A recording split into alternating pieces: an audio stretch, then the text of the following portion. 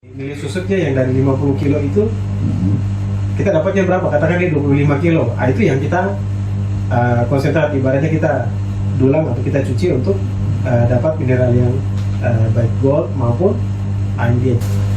Halo, selamat siang. Assalamualaikum warahmatullahi wabarakatuh. Salam sejahtera buat kita. Shalom, Om Swastiastu, Namo Buddhaya, salam kebajikan. Kembali bersama kami lagi di Buletin Tambang Papua. Jadi bersama saya Gunawan Iskandar, salah satu sekretaris di Dinas Tenaga Kerja, Transmigrasi dan ASDM Provinsi Papua Tengah. Jadi kebetulan ini di tempat kerja saya kedatangan tamu, salah satu geologis alumni dari Papua.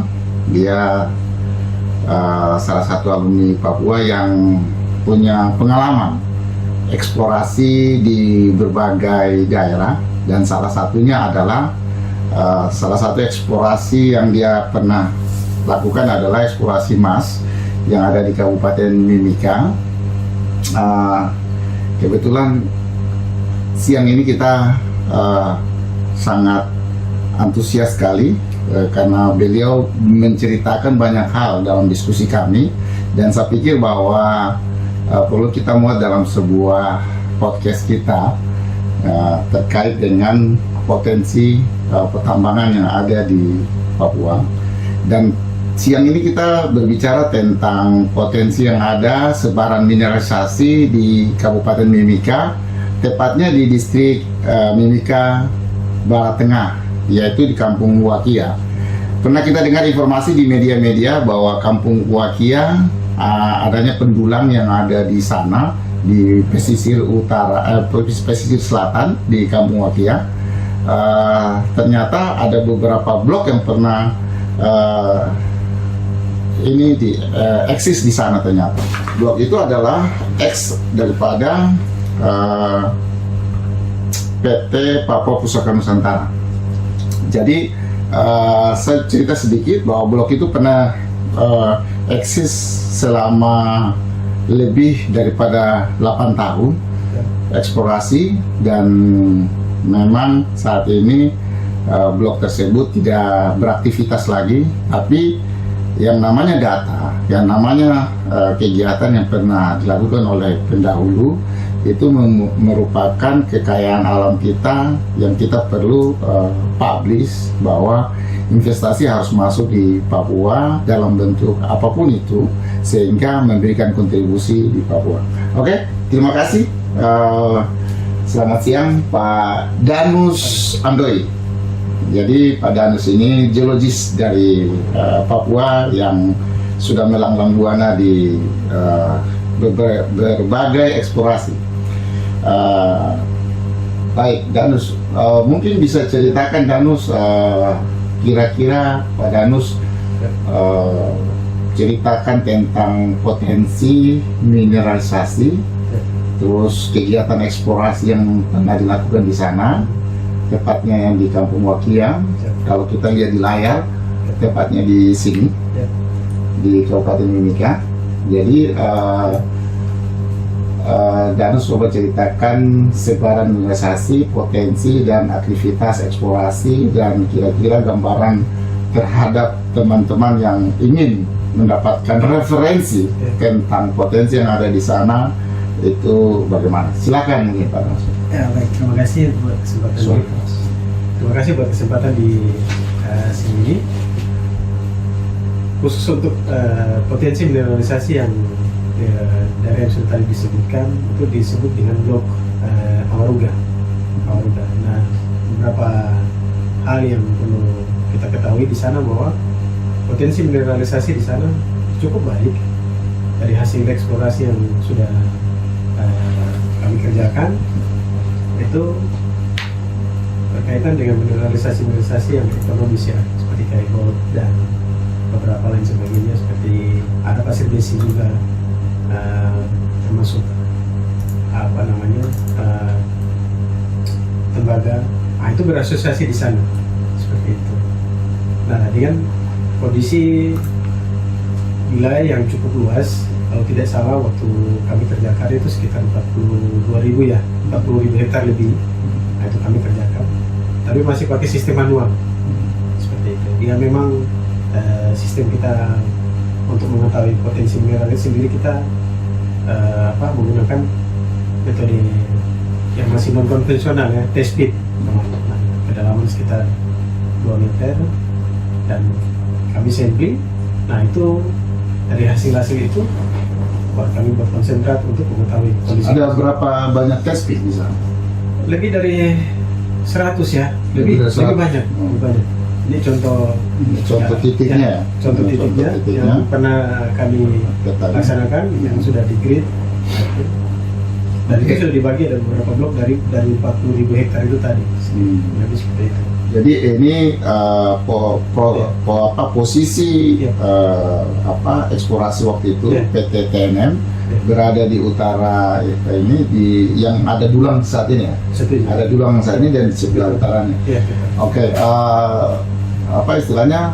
Bagaimana? Di mana test pitnya? Di seluruh badan sungai atau di seluruh dataran dari 100 titik test pit itu?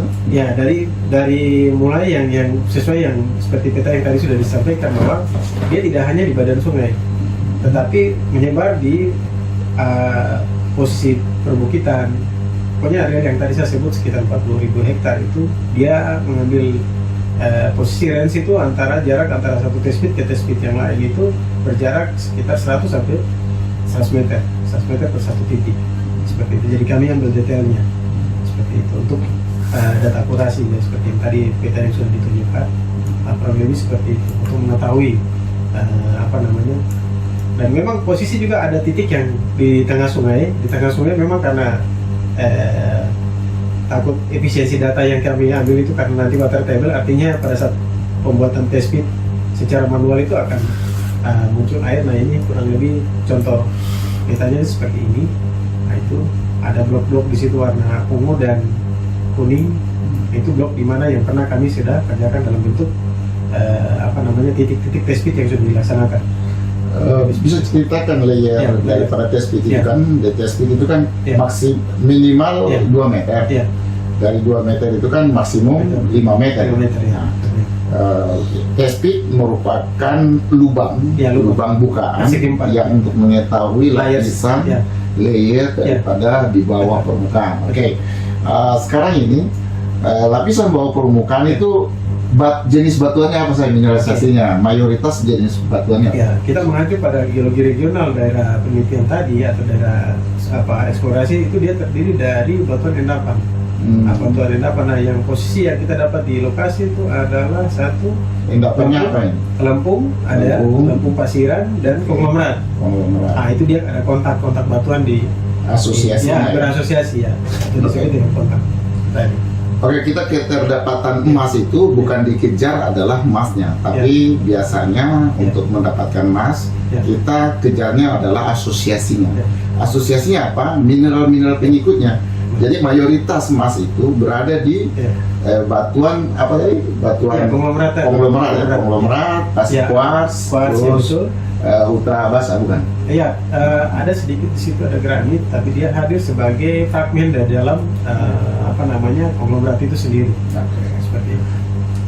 Oke, jadi kalau kita berbicara tentang emas aluvial atau emas permukaan atau emas butiran halus atau biasa kita bilang di dalam istilah pertambangan itu emas sekunder, itu berada keterdapatannya biasanya ada di lempung yang berupa kalau kita di alam itu berupa tanah merah.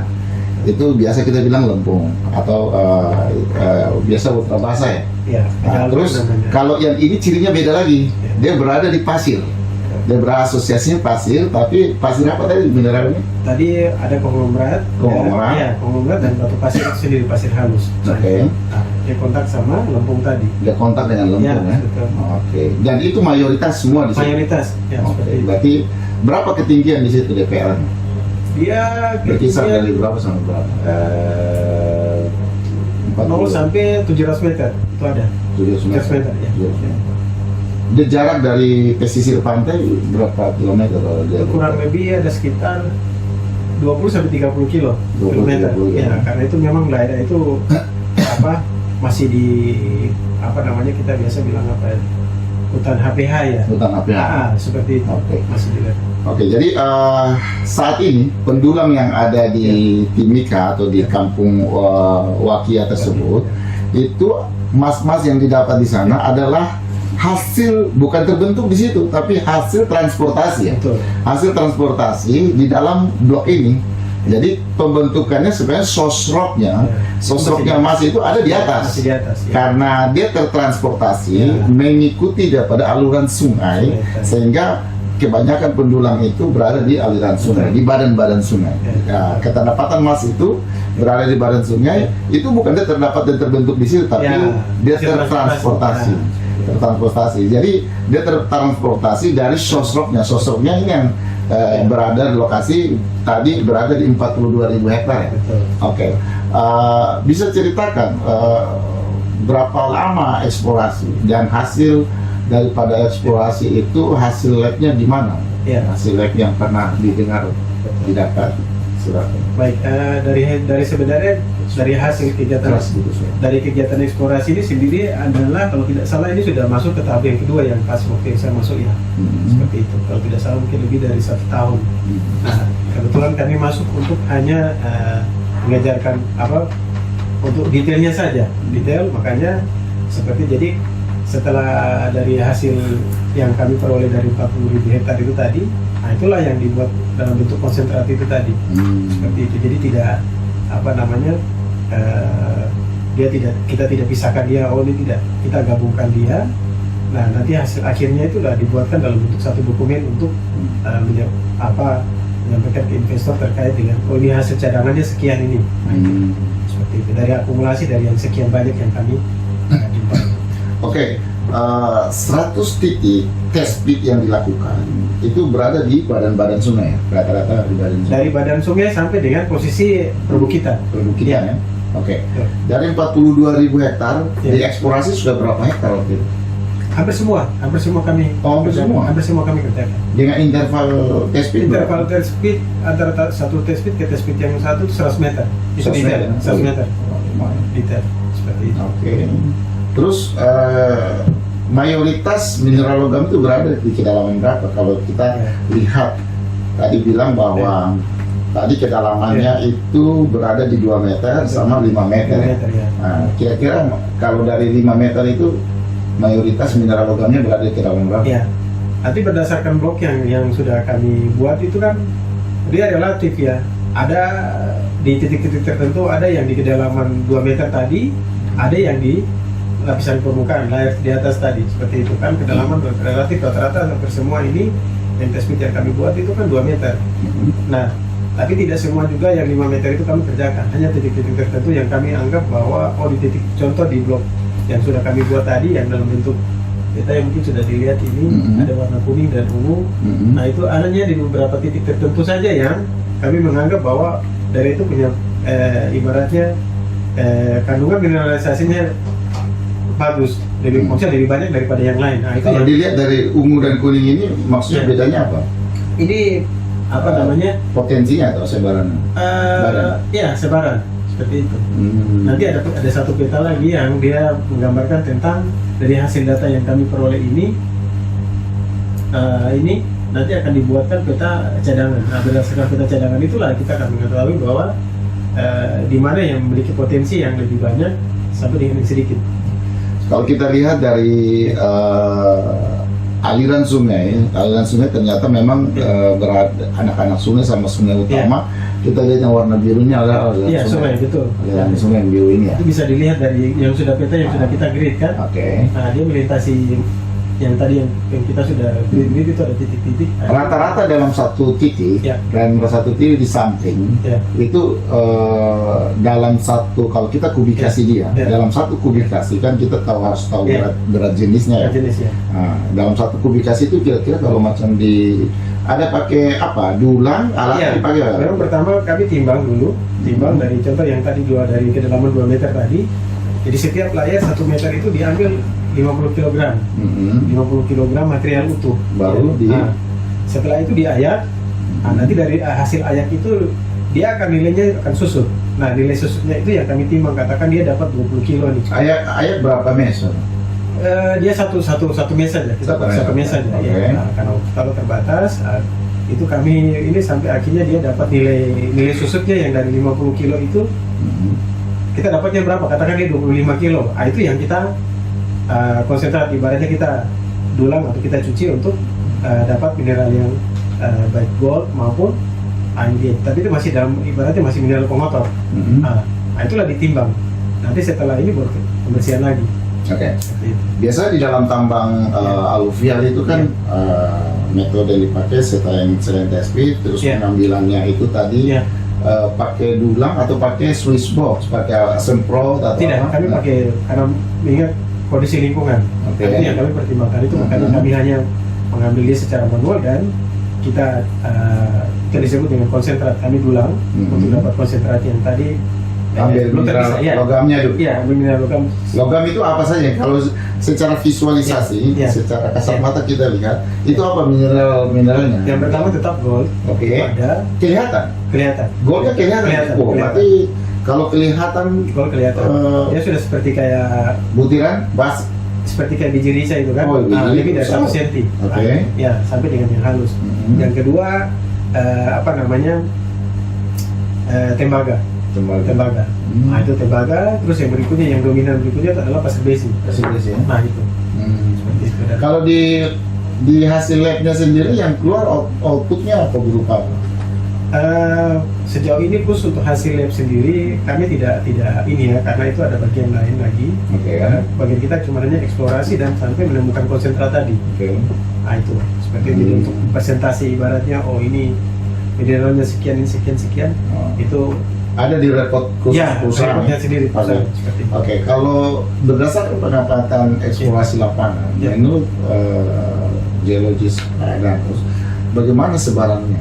Jadi dari setiap test pit itu persentasenya berapa dan sebarannya berapa, dan kira-kira kalau kita presentasikan seluruh test pit ada isi atau tidak? Ada seluruh isi. Test pit ada isi. Cuma persentase isinya berapa? Itu yang jadi contoh yang katakan menjadi contoh dari peta ini. Nanti dia muncul dalam satu peta itu yang dari semua ini itu ada persentasenya setiap test pit itu. Nah, itu yang nanti dibuatkan satu peta lagi yang untuk menerangkan bahwa katakan contoh dari kuning ini, blok kuning sebelah dengan itu yang sama dengan blok yang ungu ini, mana persentase yang lebih banyak? Nah, itu nanti akan dibuatkan itu seperti itu. Jadi kita bisa tahu ini katakan dalam satu. Kalau persentase kalau sebut persen berapa dalam satunya? Dalam satu tes. Dalam satu kubik atau bilang tadi 50 gram, 50 kilo ya. Dalam 50 kilo itu berapa gram? Kalau macam kita bicara tonase kan gram per ton kan. Gram per ton. Jadi dalam anggaplah dalam satu kubik itu, berapa gram? Jadi kalau untuk yang perhitungan kita biasa per test pit itu ada yang bisa lebih dari 1 gram. 1 gram per satu test pit. Itu pun besar, lumayan. Seperti itu. Dan itu rata-rata memang di permukaan ya. Jadi boleh dibilang ini kalau di lapisan permukaan itu kan ada soil, baru lapisan mineral logamnya. Nah, itu bahkan tidak ada soil mungkin. Ya, dia mungkin tumbuhan saja yang dibersihkan. Betul. Karena dia paling tebal soil paling tinggi mungkin katakan dari 0 sampai bisa 50 cm saja. Seperti itu, atau 30 cm, kadang-kadang 20 cm, ada 10 cm. Relatif, dia tidak fleksibel. Dan kalau bicara tentang vegetasi sana gimana? Vegetasi di sana dia heterogen ya. Heterogen itu artinya mulai dari tumbuhan kecil sampai besar. Seperti itu. Karena kebetulan daerah itu kan masuk ke KLI kan, artinya lahan hutan HPH tadi. Hutan produksi tadi. Ya. Oke, baik.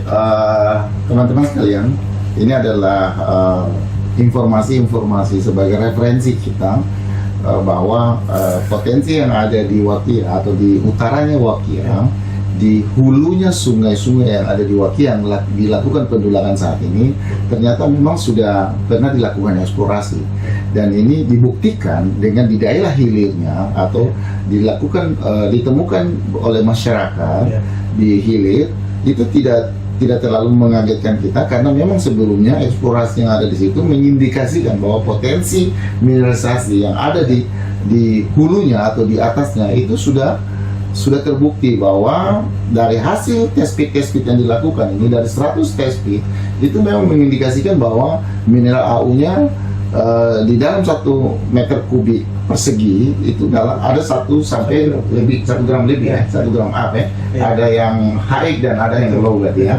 Oke. Ini membuktikan bahwa daerah tersebut adalah prospek dan memang harus ditindaklanjuti. Jadi di Wakia sekitarnya atau kita kalau lihat peta di sini, ini dulunya ada 3 blok ini, 3 blok dan kami fokus di 1 blok ini, ya fokus di 1 blok ini. Saya pikir bahwa daerah ini prospek untuk bisa dikembangkan dan bisa dimanfaatkan. Jadi tergantung sekarang ini siapa yang berminat untuk menindaklanjuti dalam bentuk investasi, silakan nanti berkoordinasi dengan para pihak terkait, stakeholder maupun dengan masyarakat setempat. Dan saya pikir masyarakat yang ada di sini sangat welcome sekali. Sampai saat ini mereka masih dulang. Sampai saat ini masyarakat sendiri mendulang dan memang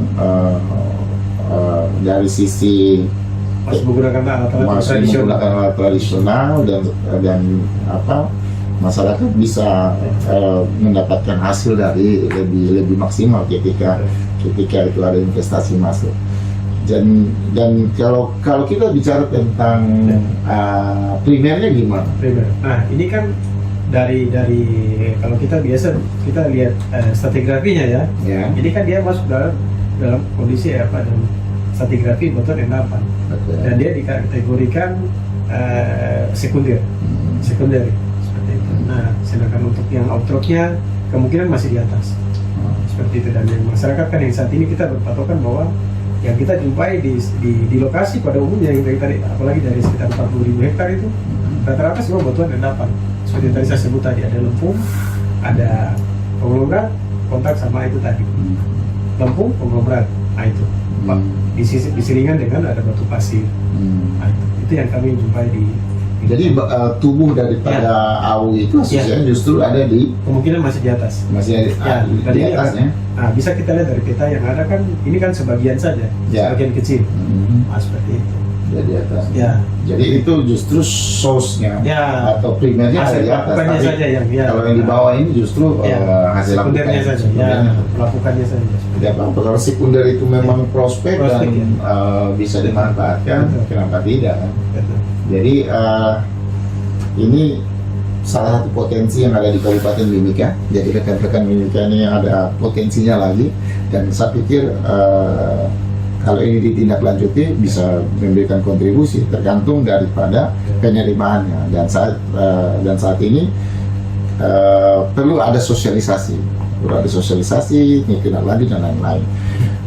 Ini salah satu prospek potensi dan masih banyak lagi. Ini salah satunya. Ini salah satu dari seluruh Papua, potensi Papua yang bisa kita publish untuk investasi bisa masuk. Karena bicara tentang investasi ini, kita bicara tentang padat modal yang besar oleh investor itu mereka akan keluarkan ketika mereka benar-benar serius untuk berinvestasi. Tapi kalau data itu tidak valid atau yang namanya istilahnya publish atau yang namanya data itu penting sekali. Kenapa? Karena ketika kita menarik investasi atau kita menarik investor masuk ke dalam daerah, itu dia harus memastikan bahwa daerah-daerah tersebut yang dia mau masuk itu adalah benar-benar prospek. Kalau tidak prospek, ya percuma aja dia keluarin duit besar, dia keluarin dana yang besar, tapi akhirnya dia rugi. Siapapun dia, ketika dia berinvestasi pasti akan mencari keuntungan. Tapi keuntungan secara ekonomis, artinya dari sisi dia membangun masyarakat, berkontribusi kepada masyarakat, dan membangun infrastruktur yang ada di dalamnya seimbang atau minimal dia ada keuntungan daripada investasi yang dilakukan. Karena bicara tentang pertambangan ini bicara tentang padat modal tentunya. begitu. Jadi ini adalah salah satu prospek dan luasnya kurang lebih 40.000 hektar lebih, dan ini berada di distrik Mimika Barat Tengah dan di Kabupaten Mimika. Di bawahnya itu sudah ada pendulangan-pendulangan yang dilakukan oleh masyarakat setempat, dan saya pikir ini bisa dikolaborasi ketika ada legal standing atau persetujuan yang dilakukan oleh berbagai stakeholder.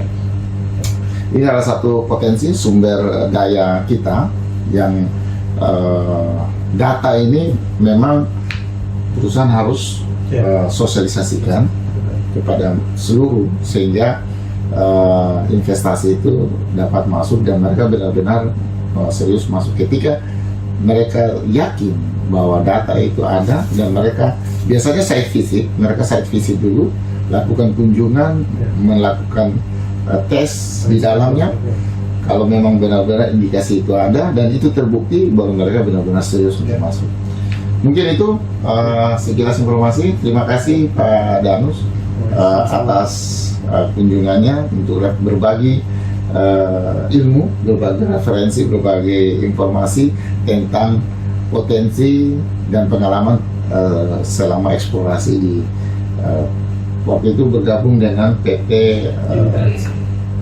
Unitrans ya. Dia punya subkonnya, tapi sebenarnya pemilik bloknya itu adalah Papua Pusaka Nusantara.